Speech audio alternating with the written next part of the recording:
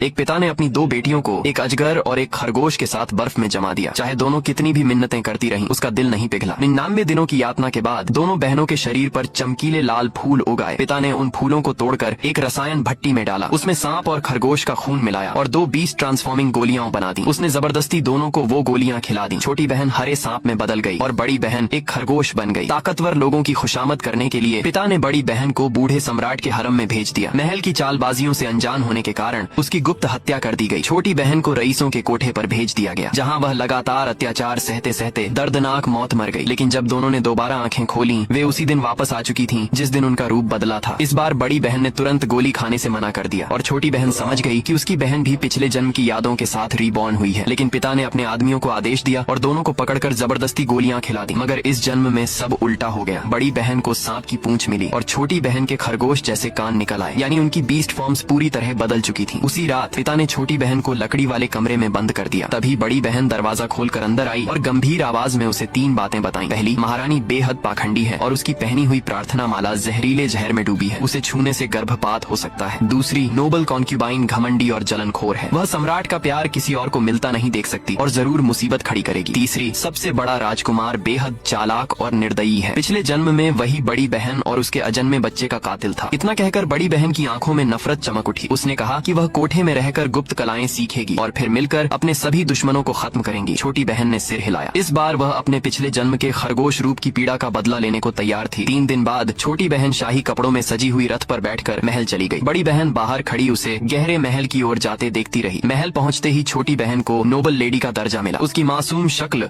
और फुर्तीले खरगोश कानों ने बूढ़े सम्राट का दिल जीत लिया। सम्राट ने वादा किया, अगर वह राजकुमार को जन्म देगी तो उसे अनगिनत सम्मान और प्यार मिलेगा। छोटी बहन ने अपनी आंखों की ठंडक और घृणा छुपा ली। वह जानती थी कि सम्राट का प्यार ही इस महल में उसका सबसे बड़ा हथियार है। तभी अचानक महल का दरवाजा लात मारकर खोला गया। एक दासी अंदर आई और रोते हुए बोली कि वह गलती से भटक कर आ गई है। वह दया मांगने लगी। छोटी बहन ने उसे तुरंत पहचान लिया। पिछले जन्म में इसी दासी ने ऐसा करके सम्राट का ध्यान खींचा था और बड़ी बहन का प्यार छीन लिया था। छोटी बहन तुरंत सम्राट की बाहों में सिमट गई और डरने का नाटक किया। सम्राट पहले ही गुस्से में था। उसने गार्ड्स को इशारा किया और दासी को बाहर घसीट ले जाने का आदेश दे दिया। कुछ ही देर बाद बाहर से चीखें सुनाई देने लगी। छोटी बहन ने रोना बंद किया और मुस्कुराते हुए सम्राट से लिपट गई। अगले दिन नोबल कॉन्क्यूबाइन गुस्से में उसके पास आई। उसने आरोप लगाया कि उसकी दासी को मरवाने वाली वही है। इतना कहकर उसने चाबुक से उसे जोर से मारा। छोटी बहन तुरंत खरगोश बनकर सम्राट की बाहों में कूद गई, फिर जानबूझकर अपने लाल पड़े गाल दिखाए। सम्राट का दिल पिघल गया। उसने गुस्से में नोबल कॉन्क्यूबाइन को उसके महल में कैद कर दिया। अगले दिन महारानी नकली मुस्कान लेकर आई। उसने चिंता जताने का नाटक किया और काले मनकों की एक माला निकालकर